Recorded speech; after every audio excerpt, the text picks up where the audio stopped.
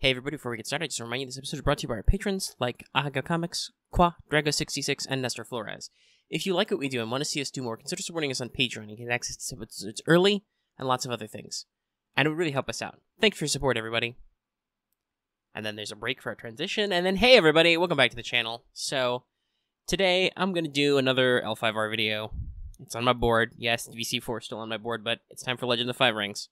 And I still want to do kind of like a beginner's guide to Rokugan or an intro thing. I'm actually waiting for Emerald Empire to get published and probably get published in PDF so I can download it and, conveniently look at it on my computer screen as I record things, because that'll have like a timeline and maybe infographics and stuff in it. That'll be really helpful then to like kind of even out some of the questions I have, so that might have to wait a few weeks. We should be expecting Emerald Empire soon, but I don't know what the PDF delay will be like. Also, by the way, if you hear dice sounds in the background, I got my set of L5R dice today, so I will probably be fiddling with them, because they're cool. And I am a fiddler. But they're so cool. Anyway, so today we're going to do a different sort of video. One of the ones I did want to do is a discussion-y topic on what is Ninjo and Giri. And basically kind of talk about them, because to the RPG, those are two very important concepts, right? They're kind of the defining aspects of your character. If you have played the Star Wars RPGs, Giri is a lot like your obligation or duty, oddly enough, because Giri translates to duty. In that game, it's that thing that is kind of hanging in your character background. You've got something you got to deal with constantly that comes up as like, hey, this is the thing you're responsible for. And then Ninjo is a lot like your motivation. It's a little bit more open-ended, it's a little more direction. It's like, what's your character want to do with his life? Another way to think of it is, duty is what you specifically, as a young samurai, are supposed to do in this game. You have a duty. We'll talk about some examples and some stuff later. And then, Ninjo is your desire, your human desire. Because samurai are human beings, that's a big emphasis, kind of like a back to basics. Hey, by the way, samurai are human peoples. They're not infallible most of the time. And those who are infallible will invariably be destroyed by fallible people. But hey, anyway. The thing Ninjo it represents is it's your human desire, like I said, which is basically whatever thing it is you want to do as a person that is not beep boop on a robot. Because that's how a lot of samurai are treated. Like, society expects you to just beep boop, Bushido in, Bushido out. That's not how human beings work, so that's where your Ninjo comes in. Your literally human feelings. And then a big, big drive of the RPG, which is why this is such an important thing, and why I've seen people talking about it, is how do you make, A, both of these interesting, and B, how do you make sure that they come into conflict or contrast, because that is a huge driving factor of the game, is to make your duty and your Ninjo, your Giri and your Ninjo, oppose each other. And then, on a higher level, the GM is instructed on making it so that sometimes players, different players' duty and desire conflict. So, there's a sample, Ninjo to take revenge. Well, what if another player character's duty is to protect the guy you've got to take revenge on, right? Then you guys have to resolve that. Either you have to let go of your revenge, super common thing in Rokugan, or your buddy has to go, so technically this is not okay for me to not protect this guy. On the other hand, I don't like him, so I will let him die. So, you do either a different kind of honorable thing, or you allow your honor and your glory to be sacrificed so that the quote-unquote right thing can be done. Revenge in general is a super interesting topic, which is probably for another discussion. But because those are so important, because they're such a critical thing, I have seen some people have discussion questions about that, and I myself have had, I've built so many test characters, and I built pre-gens, of course, so I figured, I could have a nice discussion-y topic. This will either be very short as I run out of inspiration, or it'll be very long because I'll just start talking and keep talking, and you can tell which one it is because the video is already made for you, and also the audio. In fact, if you are not a patron, for just $1 a month, the audio downloadable version of this basically is a one-man podcast is available for our patrons. Or will be in the future once I've made it. For now, you get to enjoy this on YouTube with placeholder graphics. Which I will make. I don't know what they'll be, but it'll be something. Anyway, let's kind of jump into kind of like first off, high level, how do you figure out what your Giri and your Ninjo are? For me, because I'm mostly a prospective GM, not that necessarily my groups are opposed to GMing, though some of them are maybe not as experienced at it, but especially with L5R, I'm the guy who's kind of got the passion here, so I'd be the one to arrange it one way or the other. That's why I wrote a whole intro scenario, which has 7 pre-gens, and community people, be sure to hang out, and maybe I'll run some for the community sometime when I have free time. God, whenever that is. So to me, I'm kind of thinking of it as like, all right, I'm probably going to be a GM. How do I pitch this, or how do I tell my players how to pitch these to me? Which can be very interesting because obviously, one, as a GM, what you want your players to do with duty and desire is to A, give you plot hooks, and well, actually, A is probably give you that conflict that the game wants you to have, and then B, give you extraneous plot hooks, which are not necessarily just about either the one-to-one your duty and desire conflict, or your duty and or desire conflict with another character's duty and or desire, right? That's your priorities as GM, is you want to make sure that everybody is hitting their characters in a way that gives you the tools you need to run the game as suggested, and to make sure that they give you details you can use, right? Which actually means a lot of my test characters or pre-gens are a little sketchy on the details because, like, I'm not 100% sure what I'm going to use or what I'm not going to use, or I don't want to introduce extraneous elements that I know I'm not going to do anything about because I'm just either joking around making characters or I'm making, like, one-shot pre-gens. And then, if you wanted to reuse those characters later, we'd, take a step to be like, okay, we'd expand all this out. And another element I think that's important is obviously it's a priority, and you can argue whether or not it's a bigger priority than you need stuff to do your job, because, you may decide this is your job. But also, you need to make sure the players have written theirs properly so that when you're doing all these big features and interactions, that they have an enjoyable, interesting time, right? They should pick a duty and desire that are interesting to them, give them interesting character conflict, interesting character arcs, and give them stuff to do, right? Basically, your duty and desire should not be boring.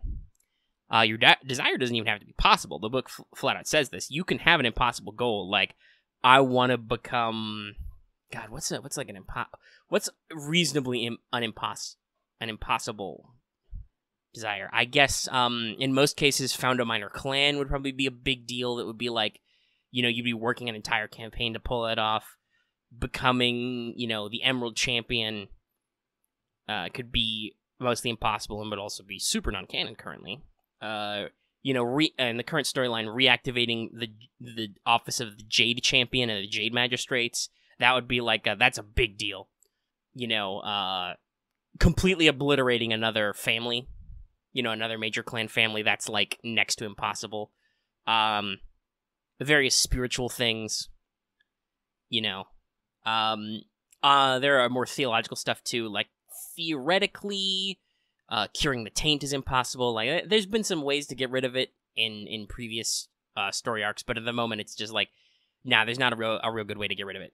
So that would be like a quote-unquote impossible, that if you did actually achieve your desire, that would be like the culmination of an entire campaign of work to build a method that hopefully only works once, because otherwise you're going to fuck up long-standing traditions in the setting, which is okay if you're just going to be like, all right, this is our L5R now, but as a GM, god damn, that sounds like a lot of work.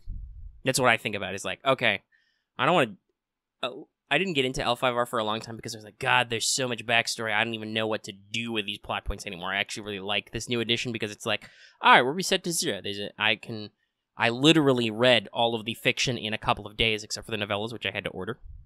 But still, I read those too. Those only took me like an afternoon when they came. And while they are still a little light, that's why I'm really glad for Emerald Empire, they're still a little light on some of the details. The overall is very easy to work with. Just be like, okay, I can generally follow the outline of the universe, and I can always reset to 0 if I have to. And I, don't need to worry about keeping track of all the stuff I did that's vastly different, because in some cases, there's just nothing even to be different yet, because some details aren't elaborated on. But also, I don't have to account for every little detail that's been written in these giant-ass books for 20 years. Mostly. And actually, this is why, as a pet peeve, I don't like it when people are so insistent that characters or plot points or whatever are just going to be the exact same as the previous edition, and they act smug about it. Or at least they act self-assured. Usually it's about Daisetsu, but that's an entirely different discussion. Anyway, God, I should do fiction reviews. I might even do that. I was too excited, and I read Sword in the Spirits and Whispers of Shadow and Steel, and didn't think to do, like, Man on the Street reviews, right after on my thoughts. But I'll definitely do that for Across the Burning Sands when that comes out. Anyway, that's kind of like GM's perspective on both the setting and duty and desire, right? Is you get all the tools you need, and big, long changing stuff is mostly impossible. But it could theoretically be possible if you work hard enough for it. Duty, on the other hand, should be concrete. If you are, especially because in the character creation, like I said, the question that you derive your duty from is the one about, hey, who's your lord and stuff like that. So if your lord is giving you a job that is impossible, that's saying something, right? Like, that's a bad sign for you as a person, for your future. But that should definitely be something that is not only possible, but is something you're probably good at. And the book kind of encourages a lot. It's one of the few things that they actually use the school tags for. There's another discussion I've been having lately. But one of the things that they do use the school tags for is they say, if you have these tags, your duty will probably be in these areas. If you are a bushi, your duty will probably be something that either involves martial arts or some kind of physical conflict. You are a guard. You are a soldier. You're, a decently skilled out-of-school samurai, so you're probably like a small unit commander or something, or maybe some other, you're a trusted ally to a captain or something, And God knows, there's a lot of titles coming in Emerald Empire maybe there'll be like a Gunso title. But you could be a Yojimbo, a bodyguard. You could be a military commander. You could just be a generic guard. You could be a clan magistrate or the deputies of a clan magistrate, Yoriki, which is a title which is coming in Emerald Empire and totally power creeped the Emerald Magistrate, oddly enough, but that's once again a different discussion. This is why I say this episode will either be super short or super long. But when you say, okay, my character school is a bushi, so my duty should probably be something that fits in those reins. If you're an artisan, you will probably be making art for your clan in some form or studying art. If you're a courtier, you're going to be doing negotiations and meetings and presentations, or even administrivia. Shugenja, obviously, you have very specific duties which are super important, and you don't do anything else because we need you to do that thing you're really good at and that you're literally the only one who can. You were the only type of person. And shinobi do, like, covert stuff. Sneaky, possibly dishonorable stuff. In fact, we should say probably dishonorable. But still, the duty should be concrete in that case. You should look at what your character is supposed to do and be like, okay, that's the duty, that's the gi. And I'll start working off examples at some point, I think, in this. I know we might actually be at that step already. So, basically, we've worked through, like, how do you set this up, right?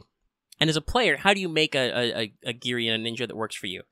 Well, this kind of goes back to what I said could be secondary or even could be primary for a game master, is you want to make sure that you are doing something that interests you, that gives you a dynamic, it gives you direction in the game.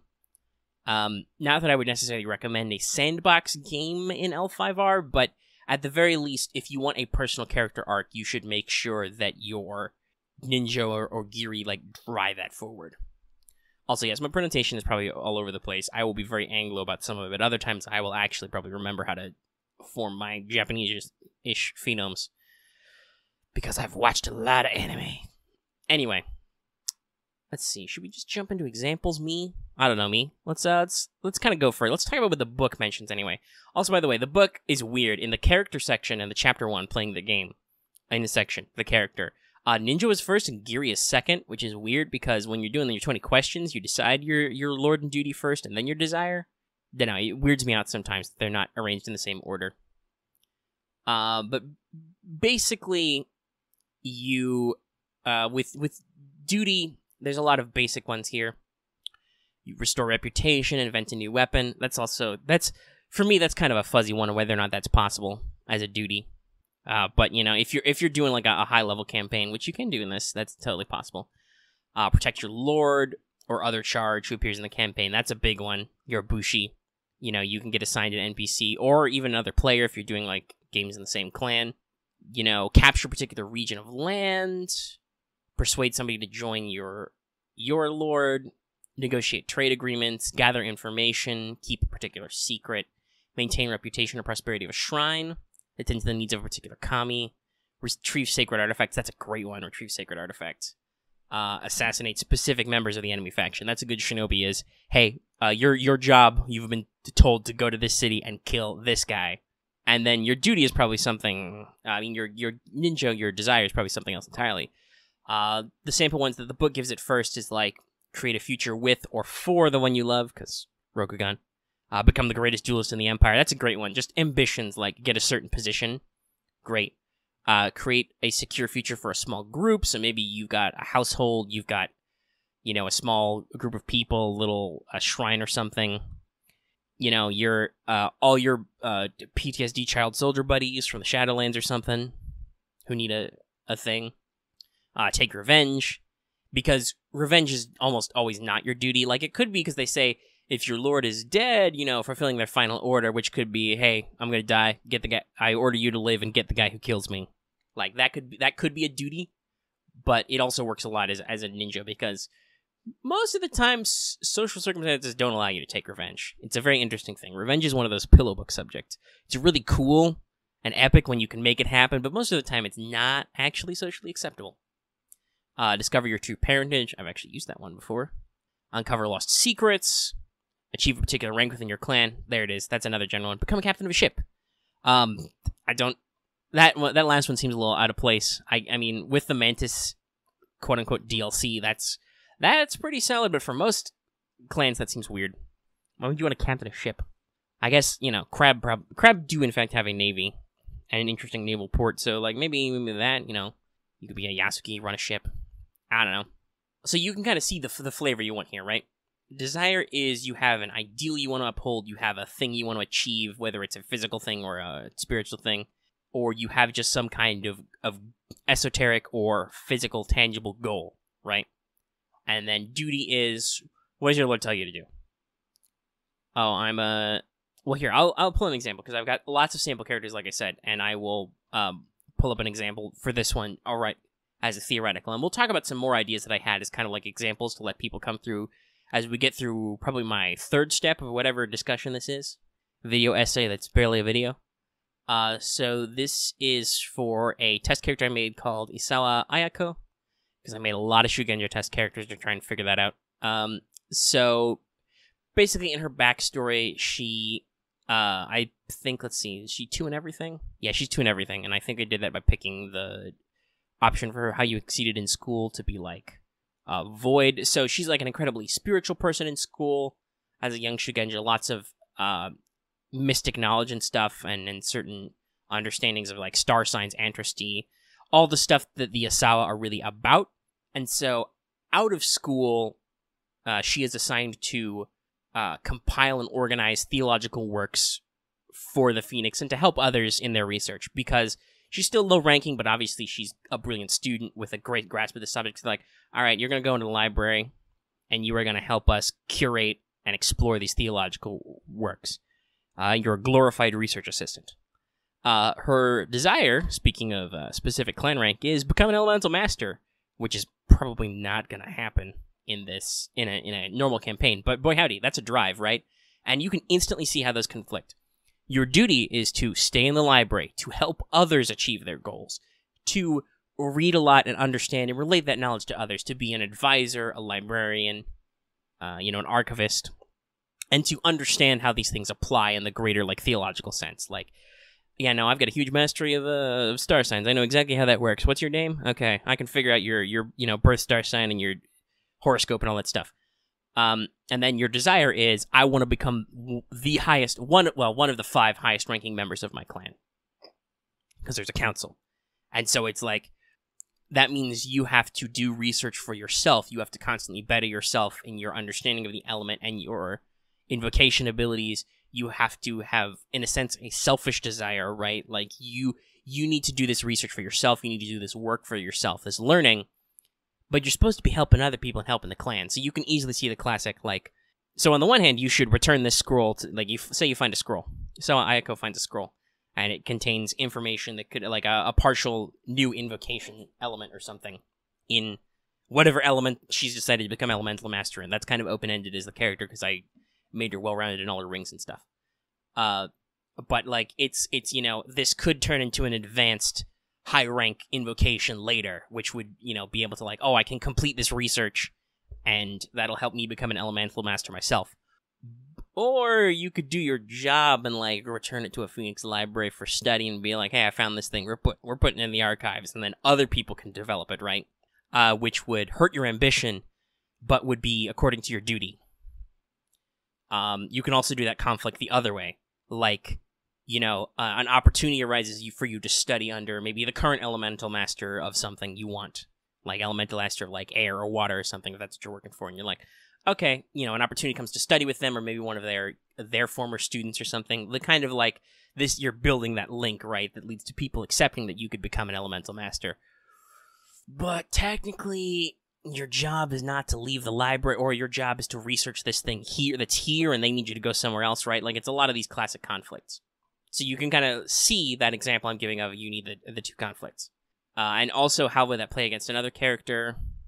Do I have any other characters who are Phoenix? Yeah, I've got some, but I don't think they're relevant. Anyway, so, but still, you could see how a character, like, you know, maybe if you were working with a Kaito whose job is to maintain a particular shrine or appease a particular kami, there, you know, and you were like, oh, but I gotta bug this kami, or you know, turn the shrine upside down for knowledge, or so I can become better. They would be like, whoa, I can't let you do that.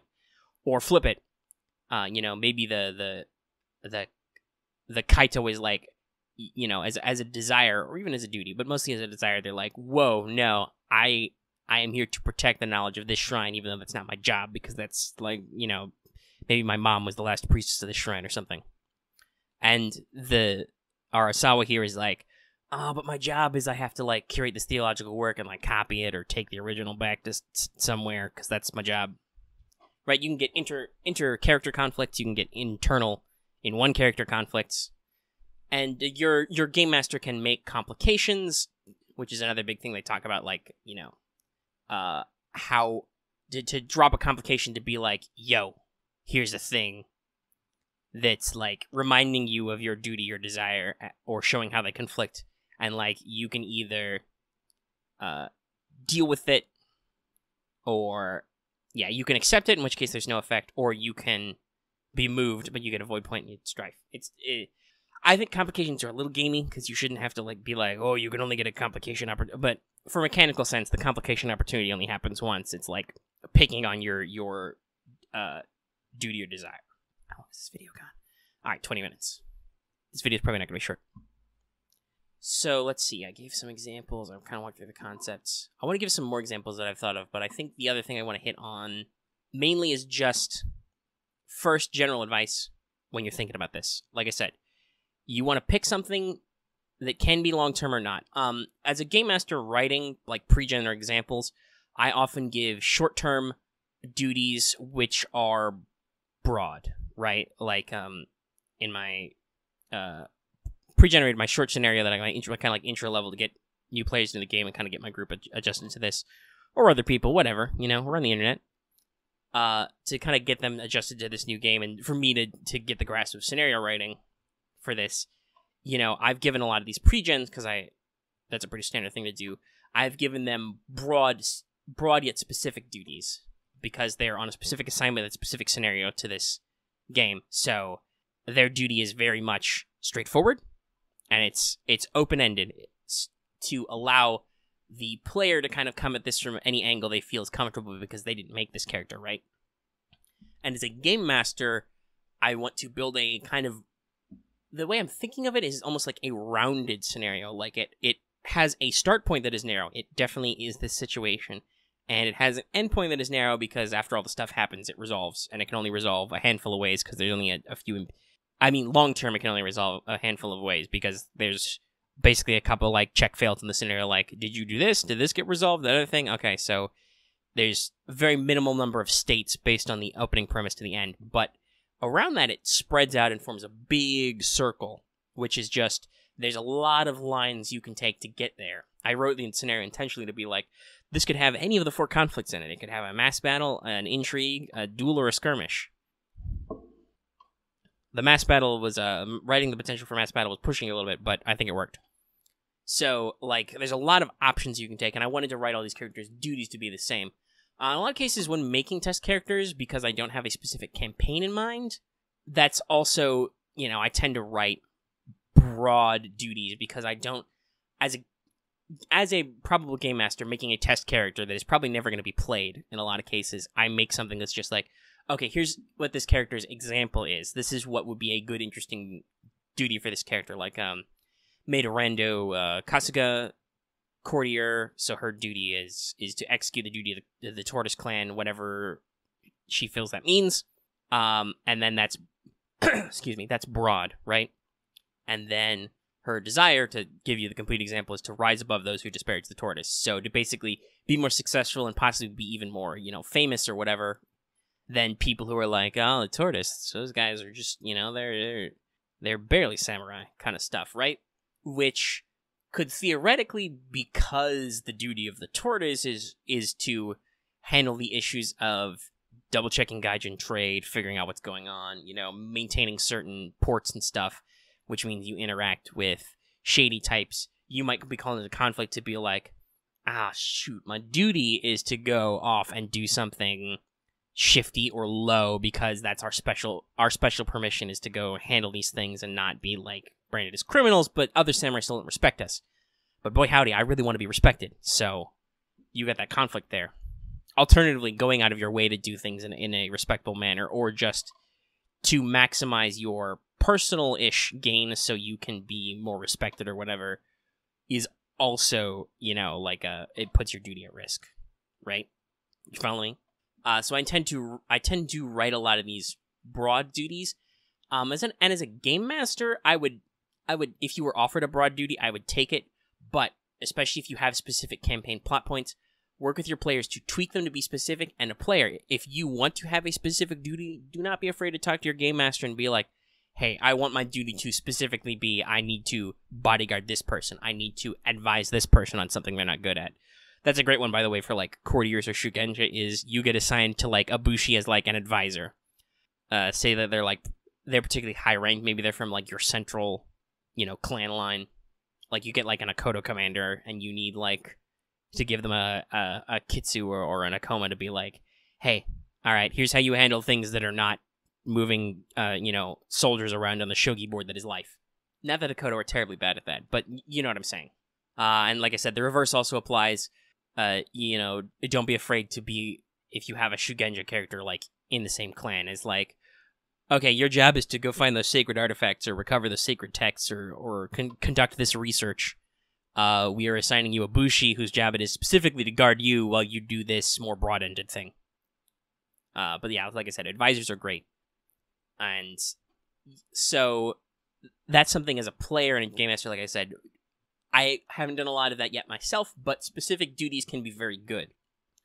But at the same time, broad can also be good, because that gives you a lot of leeway as a character to not have this problem, which hopefully people aren't having. I haven't heard any stories about this, but the risk with making a very specific duty is that then you end up having written this duty, and just the nature of the storyline or the nature of the other player characters means that you have to go against your duty, not necessarily because it's your desire or because even necessarily it conflicts with the other players strongly, just you ended up with a character written in one direction and the story is going a completely different direction, but also you didn't necessarily make it so like you have an easy out. And always remember, your duty and desire are not set in stone. They can change. If you complete a duty that is like that is not only specific but is like time specific or action specific, capture this land. Well, if that's like something you do in the first couple sessions, because that's just how the campaign was set up, like say, capturing a fortress that an enemy clan or a bunch of Ronin squatters or something are in, that's like your starter adventure. He's like, hey, we need to take this fortress back, or something even Shadowlands related. You resolve that, you get you return to your lord. He's like, good, you did good. You did good, kid, he says in his gruff samurai voice. And you get some duty. You get some honor and maybe some glory. Or you probably get glory and maybe get some honor is probably the more likely way. Maybe you get assigned a new title because you get a promotion, and you're like, all right, now your job is to rebuild this fortress you just knocked over. Okay, I complete the fortress. What's my new job, boss? Okay, now your job is to go somewhere else after you've rebuilt the fortress, and I need you to go to court and negotiate to supply and garrison the fortress from another lord and another province. And you're like, okay, I'll go do that. And you keep going, right? You can build a cycle of completing duties. Or if you write a completely open-ended duty, you can be like, my duty is to fight the battles of the Lion Clan. Well, guess what? Anytime you're fighting a battle for the Lion Clan, you're completing your duty. The problem is that this highly depends on your game master, and I very much recommend speaking with your game master. Hopefully he is cooperative and not asinine, and he wants you to have fun and enjoy yourself, so he wants to build a duty that is engaging to the story he is trying to run. And whether that is through the kind of like almost mission format of Giri, which is just do this, and then do this, and then do this other thing, and keep going until either you die or the ultimate campaign plot arc resolves, or it's just, okay, your job is to maintain shrines in the Phoenix Clan lands, so anytime we need you to do shrines, because those are a big deal, you can do duty things, right? You're probably going to hear me make a lot of Phoenix stuff just with Kaito, because I love the Kaito so much. And they're actually an interesting way to poke at this concept. But desire, I think, should, maybe not on how you get your desire, but your desire should always be a specific thing. Like, it doesn't have to be necessarily a concrete thing. It doesn't have to be, like I said, it doesn't have to be a possible thing. But it should be something that has a very specific arc. I want to be the most famous duelist in the Empire. Not necessarily the best, but the most famous. That has a firm standpoint. Guess what? At some point, you will either be or will continue not being the most famous duelist in the Empire. There were also some really interesting ones, because we were talking... this was on the forums, where I'm probably going to post this video. Hi, forums, if you're still listening. I know you're not my usual audience, but I figured you guys might appreciate this, which is probably why I posted it. But there was some question about, like, characters who have, like, obsessions or, personality tics or stuff that come into conflict with their duty, which are not necessarily the way disadvantages are written, because disadvantages kind of have a specific way of being formed, and also, in the core book at least, a load of adversities are scars and stuff, which is great for, like I said, for the critical system, but can be weird for player characters. Depends on what you're building.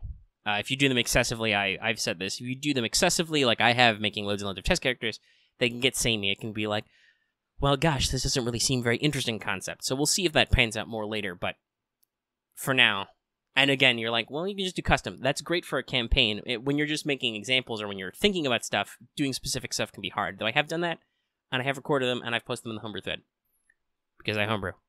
But still, these originally started, we're talking about like these kind of like personality quirk desires. One of them was like, make it so no one desires to fight with me, I think was how it was phrased, which is a great desire. Because you don't want to fight people, but you're going to achieve that goal by making it so nobody wants to fight you, which means you either have to be very scary without hitting anybody, or you have to be very scary attacking people at least once.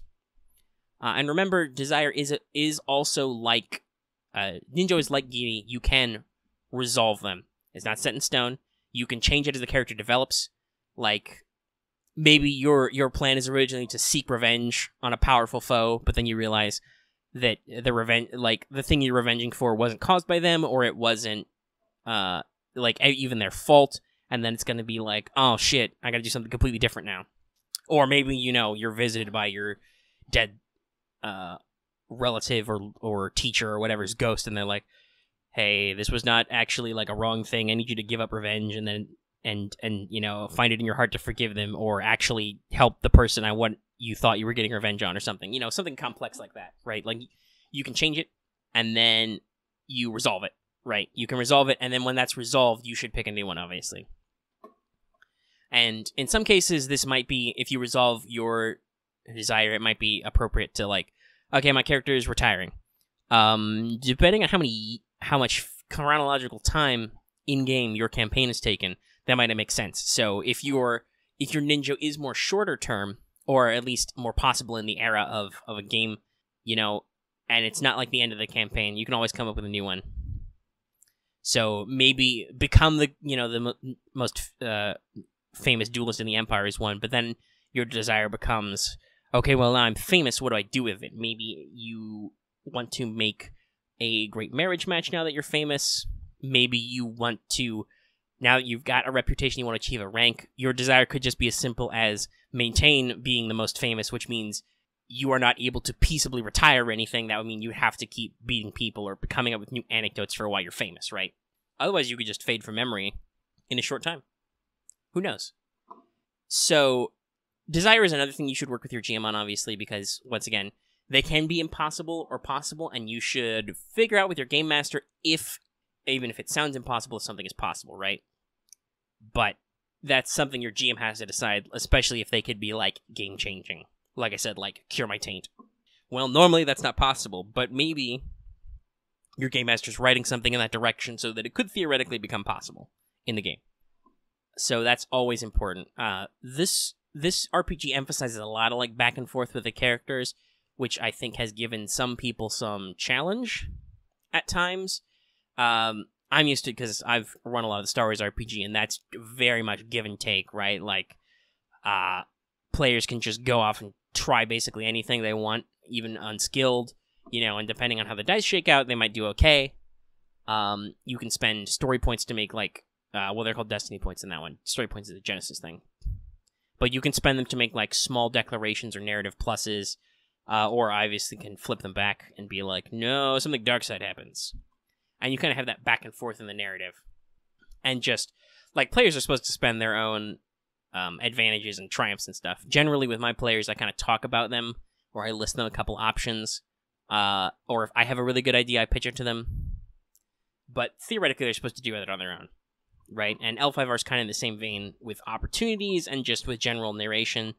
Like, if you come to an emotional point where you're like, oh, God, this is really tearing me up inside, is it, a player can be like, I think that means I should get strife from this. Or, the reverse can be like, no, this is like a really stressful situation, bro. You should probably take some strife for this, and you should be like, okay, that makes sense. Because your GM should not be abusing the strife train, and trust me, strain train is a thing, so I should make strife rhyme with something, but I don't feel like it right now. But the strife train will happen, and it's important to manage. But depending on your, total composure, it can be a big deal or not. Because if you got like 4 composure, then it's just like, well, shoot, you probably have to unmask regularly, because you can only do it once a scene. You're like, well, shoot, I can only have my strife otherwise, so you need to keep that down. Or you're just really bad. As I'm looking at my L5R dice, hold on, how many of these faces have strife symbols on them? That's an exploding success, an opportunity, a success. So that's what, 1 op, 1 exploding, and 1 success, I think. And then there's a success, an op, and a blank. Yeah, okay, that's math. They're 6-sided. So yeah, that's full-blown half of your ring dice symbols you can't use because you've got strife. And then there's a couple of strife symbols on the skill dice. There's not as many. Well, actually, I think there's technically as many because there's 3, but there's more other faces too. But yeah, so like you could just sit being compromised all the time and just be really shitty at whatever you're trying to do. But that's kind of like a thing you have to discuss in your back and forth. So that really carries over to desire and duty, is this kind of like relationship give and take. The game masters, I'll say this to you first of all. Don't try to screw your player. Don't try to screw your players over in like a mean way. Like do it in like a dramatic narrative way. You're setting the stage. You're trying to build a sweet samurai drama movie. You should do dramatic stuff with their Ninjo and Giri, not petty stuff. Players, you have heard me just say that to your GMs. You should hope and generally act like your GM is not trying to screw you over, and he's just trying to build narrative drama, which is interesting. And if you are not about drama and you just want to stab people, you should probably just play D&D or Pathfinder or something with some katanas or something. Right, like the genre of this game is samurai drama, so it's going to be about drama stuff. And yes, you can stab people while being dramatic, but the whole point is there's a certain kind of like dramatic flair to this. Like, watch some J-dramas. Netflix, I think, has some of those. I should probably pick up on that. When you can't watch actual Japanese TV, well, live-action TV, watch anime instead. Those have some interesting dramatic stuff. And like, obviously, if game masters and players commit to making a sad, terrible, gritty game where everyone suffers and cries a lot, okay, you all agreed to that. That's fine. But you should not, as a player, generally expect that. So, like I said, feel free to write dramatic desires and dramatic duties that, can come in conflict. Feel free to work with your other players. Obviously, if you're from the same clan, I think that's very important to actually, because you're not being thrown together for no reason. You're assembled from the same clan. Some of you might be directly related, right? Your cousins or something. So you should, like, build how your assignments and how your desires interconnect. If you're doing, like, we've assembled a whole bunch of people who are not necessarily directly related, but they're either just happen to be hanging out or they're together for, like, a common goal, because they're, like, the classic your Yoriki for an Emerald Magistrate or something setup, which is a classic of L5R. Your duties may or may not be similar. Your desires should obviously be their own, but you don't necessarily need to work with players because, assumably, there's an over reason, almost like an uber duty, which your game masters come up with for why you were all assembled. And depending on your characters, you may or may not need to reflect that in your actual writing your duty down on your sheet. So we've talked a lot of philosophy of this, and hopefully that's helped people kind of like wrap their heads around it if you didn't before, or given you some stuff to think about if you thought you were solid. You can work with aspects of speaking to your GM, speaking to other players, making sure that you have this compare and contrast, making sure that they are as discreet or as general as you need, and making sure you've got like an interesting character arc you want to do out of it. At all points, something interesting should be happening. Something dramatic, anyway, if you want to be more specific than just saying interesting. Something dramatic either should always be happening, or at the very least, should always have the potential to happen. Because, yeah, you need, quiet, relaxed scenes. That's pacing. That's what downtime scenes are for. Or downtime scenes are for dramatic tooling up montages. Who knows? But, that said, I want to work through to round out, let's see, how long are we going? 45, alright, they'll probably make this like an hour-long mini podcast thing. Let me run through some examples I've come up with, which some people can think of as kind of like a, and some examples. And like I said, as a prospective game master, I wrote a lot of the duties, at least, to be broad, because it was like, I don't know what specific campaign these characters would be in, so I don't know how to tailor them to be specific, right? So, for instance, I made a Mantis Tideseer. Her duty would be to guide the ships of the Stormfleet, so presumably you'd be on a ship or something, or you'd be related to that, and your duty is to guide them. You're supposed to do divinations, invocations, prayers, and stuff to make sure that, okay, the ship you're specifically on and then the ships that other people's are on are correctly guided. Her Ninjo is to destroy a group of pirates I called Brotherhood of the Raft because they attacked the boat she was training on, give her a nasty injury. She's got lost eye. So, she has a personal desire to get revenge and destroy this band of pirates who killed her friends, her clansmen, and seriously injured her. Which, the opposition here comes from, well, you're supposed to be making sure these ships are safe and out of danger, possibly keeping them away from pirates or making sure everybody has safe journeys and stuff. But if you see one of these guys' pirate ships, you're going to have a personal drive to be like, well, I really want to make sure our ship goes over there and fights them and they all die, but my job description is to completely move off the other direction and make sure we safely get away. Pretty easy conflict, right? The revenge one is honestly, it's really easy. I've done a couple of those, like a unicorn character whose job is normally to, like, secure the lands or prosperity of the unicorn, but their mentor was killed, so they want to get revenge. So if their job is to, like, secure a specific province, because obviously as a game master, you could interpret secure a lot of ways, and this is where I talk about, like, refining. If your game master has specific goals, speak with them and rotate down your duties. And game master, hopefully you were getting to look at player characters before you even play any session. Whether that's you have a formal session 0, everybody gets together, sits down, and discusses all their character concepts, which I recommend if possible, but it's not necessary if you have good communication in general. And in this day and age, you should have good communication, right? It's not hard. Internet's everywhere. Text, Discord, phone call, face-to-face. Hey, that's a thing that still exists. Speaking to people. But getting everybody together to brainstorm stuff at the same time can also be very helpful. But when you're seeing these characters, feel free to make suggestions to be like, hey, I'm okay with this broad duty, but it would be even better if we dialed it in a little tighter. You are not just protecting the prosperity of the unicorn in general. You are you are to secure the prosperity of this specific province or village or whatever, and that's like a major focus.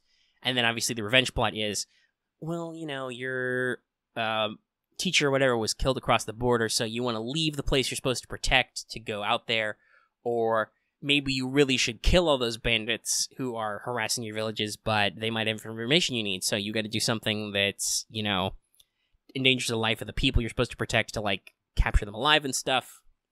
So, revenge is great. Another character, speaking of Phoenix, so, I made a Shiba Guardian as an example character, and their job is to protect and advise a Isawa, who I just made up. This is one of the few cases where I did come up with a specific thing. Where I was like, okay, you are assigned to protect Isawa Tsubaki, and your job is to protect her and advise her, because your tags are Bushi Courtier. So this is a Shugenja. You're supposed to make sure that they are safe and that they know what they're doing in court situations, because they're really powerful at magic stuff. The Ninjo is to reveal my brother's misdeeds, because they have a suspicion that their older brother is, administering things poorly, or engaging in shifty deals, not following the Phoenix Clan favorite value of righteousness, and you want to expose this in public, which conflicts, because that means your mind is on other things than you're protecting and advising. You will be achieving political goals, doing research, possibly getting into fights to do this other thing when you should be taking care of somebody else. Another classic conflict. You could easily make this an NPC. I don't think L5R needs, like, party balance, but obviously, depending on the nature of your characters and what your campaign is, sticking characters with, like, important NPCs and not being assholes with them could be very important. So I, as a game master, could easily run Isawa Tsubaki as a, NPC run by the game master. She mostly minds her own business and does stuff by herself, but occasionally you gotta, go with her, and she does spiritual stuff that, because you rolled a Shiba, you can't necessarily do. Or you could just as easily scratch out Isawa Tsubaki and then write in a player character who rolled an Isawa, or a Kaito or something, who is a Shugenja or a monk or something, and like, okay, your job is to take care of this person who is not necessarily about worldly concerns, one way or the other.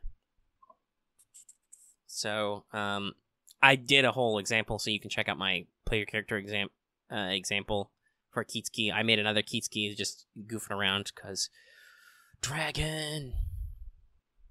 But that's one of the pre-gens. But like the big character creation example I did was Kitsuki Makoto. That's that link this will be in both a playlist, and also it'll be in a specific link in the description of the video. You can check that out, where I went through the whole thing building Kitsuki Makoto. But his duty is to serve the Emperor's justice, because I said, okay, he's a Yoriki to an Emerald Magistrate, so he's got to serve the Emperor's justice. His Ninjo is to seek the truth, which, if you can't see why those conflict, you need to read your L5R harder and closer, with more attention to detail. But yeah, so the obvious there is like, okay, I want to seek the truth. People don't necessarily tell the truth in Rokugan. That might not necessarily help the Emperor or his justice, is to tell the truth. So, you have a conflict. Sometimes you have to swallow the truth to make something happen that is quote-unquote justice. I came up with a really interesting one for a Togashi character as another example. So, and coming up with duty for Togashi monks is a little weird, I think. Like, mostly you want to maybe take care of temples or monasteries, or like your job is to pursue your self-improvement and enlightenment, or your job is to like observe without interfering. So this character, Togashi Yamako, who's definitely not inspired by Tough Bayfang or anything, because she's blind. Her backstory was basically she was born to a fairly successful rich trade minister of the Kitsuki family, but she was born blind, so it was like, well, shoot, that's gonna hurt her ability to fit into my family, right? Because, she would hopefully grow up to take over this position. It's gonna be hard for her to study at the Kitsuki school because she can't see. You can make other observations, but it's hard to make observations when you can't see. It's gonna make, like, reading all the trade materials and stuff hard, observing money. Like, it's not impossible, but it's just generally more difficult. So Yamako was given over to the Togashi Order to be raised, because Earth needs no eyes. And, you know, she can still be a productive member of the Dragon Clan. She can find her own way in life and stuff. And so that's kind of where Giri is, to pursue self-improvement and not interfere with the flow of events. That's not for you. You're just here to observe and improve yourself and not goof around with stuff unless somebody told you to. Her desire is to be acknowledged by her mother, because why not? Yeah, so, you know, it's this interesting kind of character thing, right? Like, you were put into an entirely different path in life. You're pretty good at this path. You can be totally functional, but she really also wants to just be acknowledged, because, like, hey, I could still do cool stuff. So that's a solid one there. Here's a great one. I pulled up a character. Oh, this is great. So this is one I made for a sociologist, Soshi Canon. Her Giri is to silently observe for the Scorpion Clan. So you're supposed to gather intelligence without making any waves. Her desire is have an epic romance. That's another great one, because love is a complex topic in Rokugan. I talked about how, like, revenge is a pillow buck thing along with love. Like, true proper romantic love is often hard to come by, and it is not expected that you will follow it over Bushido, right? They respect it as an ideal, they appreciate it when it happens, but you should not necessarily make it the focus of your life, and it should not be the focus of your attention. So that makes it a great human desire, because that's a very human thing, is to desire this kind of, like, romantic situation. So Canon is supposed to be subtle, observing, not interfering with events, right? You know, observe and report kind of stuff.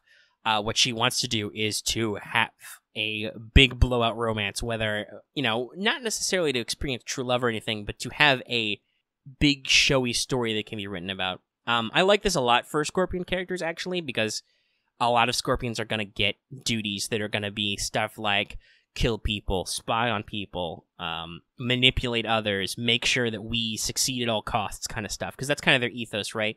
They value loyalty, and above all, and they're okay with ignoring honor and sincerity when you need to. And some Scorpion, I think, take that a little bit too the wrong way, that you can be like, well, you know, they kind of become the untrustworthy image they project, which is not great for them, because fundamentally a quote-unquote good Scorpion is all about loyalty to the clan and the Emperor above all, right? You're the underhand. You'll take that bullet of dishonor so that the Scorpion clan and the Emperor are safe. But boy howdy, all those subtlety duties means that you're great for an unsubtle desire to, you know, seek bloody revenge, to displace somebody higher up than you in the clan. You know, you can obviously make yourself a kind of, like, anti-hero or even, like, a villain protagonist by having, like, ambitious Scorpion, because that's a dangerous combination. But you can also have softer stuff, you know, become famous, write an epic novel, have a great romance, you know, build a future with your true love, because that's probably not something the Scorpion, like, hey, no, you got a job to do. Do you care about that love stuff? It means dancing a very fine razor's edge with your clan, but still, that makes for great dramatic, possibly even tragic characters. So that's a great thing for Scorpion. Like I said before, Advisor is a great desire. I've made, like I said, I already listed a Shiba character, you know, and Yuchi, who's supposed to be a spiritual advisor, but their desire is to recover lost artworks, because the Yuchi are kind of crafty, and there's a terrible problem where the Lion Clan kind of took the unicorn's old land after they left, and they may or may not have thrown the Kitsune family out of there. And by thrown, I mean would have entirely wiped them out if the Emperor had not made it illegal for them to do that. So, obviously, there are probably some aspects of, like, old Yuchi craftsmanship around Rokugan somewhere, possibly in the possession of the Lion, maybe in the possession of the Kitsune, maybe moved around to other clans since then. And just, you know, their goal is to, like, get some of this lost art back. Which means you gotta go out and do stuff when your job is supposed to be to, like, sit back and make sure that your lord, or the person your lord is assigned to, is getting the spiritual advice they need to make sure they're, you know, right with the world and stuff. That's a great... a lot of desires I like are active ones. Collecting Because while the duty to collect sacred artifacts or like recover knowledge or tools or whatever is great in its own right, if you're playing a character who has a more broad and almost like passive duty, like you have to man a specific post, guard a specific area or person, desires that would call you away from that physical location or person are great. Let's see, is this another good one? Yeah, it's a revenge one. It's another example of that. I'm looking at some of my characters I dolled up. Yeah, so here's an example. I'm talking about the Scorpion one, with a Yogo, where their duty is to defend the Scorpion from supernatural threats. So just, whatever that's like I said, one of those broad ones that you could dial in more specifically. But in general, this would be like, okay, you need to, wherever we're sending you in the campaign is we're going you there, and you're protecting the Scorpion somehow, doing your magic stuff. Their desire is to create a famous work of art, which is known across the Empire. Another classic, which for kind of like the low key. Nature of the Yogo, who are kind of reserved and professional, that kind of goes against their ethos, and is again one of those things where you're like, well, normally you should be kind of subtle and professional, but you wanna kill your time not doing research stuff by going out there and building things, making things. It's if you're not an artisan character, making an artistic desire is a lot of interesting, whether or not you're good at it. But like let's see, is that this character? Hold on, I'm an example. Yeah, here's one. I didn't finish this one out, but I came up with a rough outline for it. So I came up with a doji character who was a Kakita duelist, and they are small. They have incurable illness and impatience. So the idea, I think, is that this person has like a terminal, maybe not a terminal, but they have an incurable disease. They will probably die young. So their duty is to protect the honor of the crane. But they're supposed to protect the honor of the crane in whatever form that takes. You are assigned maybe to courtiers to protect their honor, or you're assigned to a front to protect its honor, or whatever. Again, start, and actually this might be good advice for players. Start broad and then dial in, and if you don't have to dial in, that's okay. If your GM's like, yeah, no, I can work with this for the purpose of our story, especially because you have to like work with your GM to figure out who your lord is.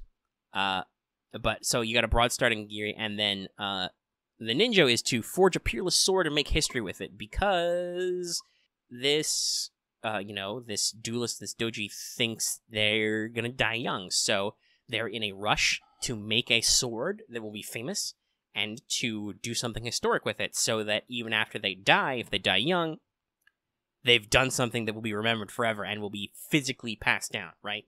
That's a great, I think, to me, like, Your duty is to do something specific, or you know what I mean. It's not actually as specific in this case, but you have a specific duty that has certain trends. You will want to do protection. You'll duel for honor or whatever, and you will hopefully be acting in maybe a defensive capacity. Right, you're protecting the honor, so you don't necessarily go out of your way to do something boastful or make an overstep. But that's not how you make history, right? You gotta do something big, flashy, potentially, provoke a fight that you didn't need to. And also the forge a sword aspect is also like, that means you need to be working on perfecting your sword making technique when maybe you should be out actually hitting people with swords. We're at over an hour here. Like, I've got more examples. There's some great examples. There was a thread on this I think it was on our Rokugan, where people were like confused about this. Where I got this first idea to do this video, even though that was like a month ago. Some great examples of conflicts there, though some people mixed up Ninjo and Giri, which I think is the book's fault, unfortunately. Like I said, the fact that they're one way in the character creation chapter and another way in the playing the game chapter can confuse people, especially since they're referred to with foreign words. But in general, a lot of the concepts are good, and so it's very important to think about this, and hopefully this kind of discussion, if you were having problems figuring out your duty or desire, is good. I could make more examples, I could dial in on specific stuff, but I can feel my voice fading, so I figured an hour anyway, this is a good cutoff. I can take a break. Hopefully you had an enjoyable time here. If you got any examples, go ahead and leave them in the comments, just make some discussions. If you would like maybe tweak any of the examples I gave, that's, always an interesting thing. And in general, like I said, as a GM, if theoretically you were to play with me, like I said, I'm not opposed to broad or specific depending on the campaign needs, but I love these kind of like, your duty should really, what I think is best here is your duty should be something obvious, right? Because the book even advises that the duty is something you're expected to do. you should, unless your lord is trying to get you killed or dishonored or something, you should be doing something you can be reasonably expected to good at. A bushi should defend a place, caretake a place, guard a person, guard a thing, something like that makes sense. Act as a military commander. Courtiers should make negotiations. They should be gaining allies. They should be making trade deals. They should be arranging politically appropriate marriages, whatever. So you should be doing something, your duty should be something expected, depending on what kind of your campaign scope is, right? Like, if you're doing, like, a big high level, we're going to alter the future of Rokugan kind of campaign, you can have, like, big, scary, high level duties. You can be expected to do some pretty crazy stuff. But in general, your expectation, what your duty should be, is the expectation of your duty should be something that you can reasonably expect to do and is pretty standard for you.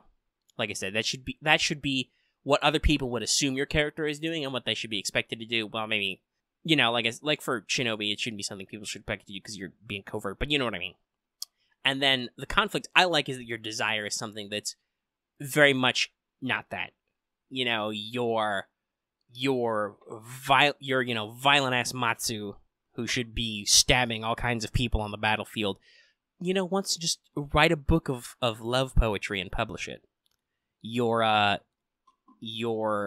Mirumoto duelist, who is defending the honor of the clan and caretaking their lands, wants to just, retire to a quiet mountain enlightenment and build a rock garden. I've mentioned this before with the Scorpion. Your Scorpion, who's assigned to spy on people and poison them and kill them, and be subtle, wants to do something flashy. Something like they want to create a painting everybody knows. They want to, marry their sweetheart, which isn't what the clan demands. Spiritual characters can have spiritual desires, too, but they should, like I said, they should have something with an earthly aspect also, though. I think that works. Like, like a Shugenja with an earthly ambition. Whether that's like a violent one. Peaceful stuff is always good. Like, if you're an Asahina who's supposed to be devoted to peace, your desire could be something where maybe you don't need to do violence, but like something involving force could possibly be involved. Like, was that this character or was that a different character? Hold on. It's funny, I have a character. They are from the Asahina family, but they married a doji, so their name is written in my portfolio as Doji Hatsue. There it is. So she had a whole family. Her backstory is a whole family thing, and had to be like married into the doji family and kind of like lose some respect because of some fuck up of her father. So she's supposed to be maintaining her husband's household spiritual needs and like focusing on making sure all their spiritual stuff is in order in their lands. Because he's a huge dork and she has a bitter betrothal. But her desire is to recover the lost artifacts of her family because, that was all split up, right? Which means they're in the possessions of different people, and that could cause conflict, right? You're supposed to be peaceable, you're supposed to be spiritual, but you want to recover these earthly artifacts that aren't necessarily, like I said, like a duty. Like, you don't have to recover the lost works of your family, but you want to. And that works for courtiers, too. Courtiers can have, like, you want to win a trade deal or do something, like, politically, but then you should have a not necessarily politically motivated. Courtiers, especially who are not also secretly bushi, violent ones like seek revenge is good. That's good contrast. Also, like I said, I like the example of, like, you are tied to a place, a person or something, and then you have a desire that's active and, like, you have to go out and do stuff. They can be complex, but if the campaign allows for it, I think ambitious desires to create or discover are great. To, like, design a new weapon. And depending on it, that's something you really need to talk to your GM about, what constitutes designing a new weapon. Is that, like, invent an entirely new type of sword, or is it just make a singular brand new sword that's really rad, right? But those are good, start a new family, found a new school, develop a new technique. Those are all cool, and hopefully, because knowing FFG's record with, like, Star Wars and then with Genesis, because that's, that's, like, nothing but create your own stuff. But hopefully those will be tools that they will give us eventually, is like create your own schools, create your own families, create your own techniques. You can strip the serial numbers off easily, and maybe that could be a discussion topic. Let me know in the comments. But that's always a fun one. There are these kind of like creative or discovery ones. All right. I made the video go on for like 10 more minutes after I said I would end it, so I'll end it now. And just like I said, hope you all had a fun with that discussion. And it was fun for me to do. My train of thought got a little distracted, but that was kind of the nature of stuff. So if you like this video, give it a like. If you have any comments, leave them in the comment section down below. And if you do happen to be one of the patrons listening, it's on Patreon. We check those comments too. You can leave those there. You can like on Patreon too. It's not as important. Also, our Discord is in the discussion. We don't have like a dedicated L5R channel. We got channels for games and books and stuff, so you could discuss stuff there. You can hear me click my dice. And of course, if you're new here and have not already, please subscribe to this channel. If you're like coming in just for the L5R stuff, I know we don't have a lot yet, but we are planning on doing future L5R content. Be sure to tune in for like future discussions, maybe some news. Like I said, I might do some reviews. Eventually, there will be actual plays, and there are actual plays of other games already on our channel. And just lots of other general nerd culture and discussion and stuff you can get in there. If you like Star Wars stuff, I talk about Legion and X-Wing a lot. And yeah, so that's the episode. Like it says at the front, consider supporting us on Patreon. You could get this access to this whole thing in an audio format, downloadable to you for just $1 a month. And all of our other like major audio releases are like that. Get access to our whole back catalog that way. And it just really helps us out and supports us. All right, gonna let you guys go. Stay honorable, everybody.